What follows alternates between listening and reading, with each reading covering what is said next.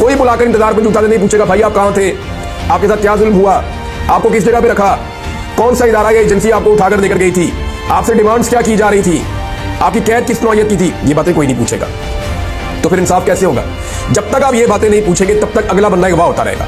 बल्कि अब तो गवाह करने की बदनामी बहुत हो रही है, नया काम ढूंढ लिया कि 3 महीने तक उस बंदे को जैसे मर्जी जहां मर्जी रखें। यानी निजाम को यह छूट दे दी गई है इस हुकूमत की जानिब से कि सिक्योरिटी फोर्सेज जिसको मर्जी उठाएं।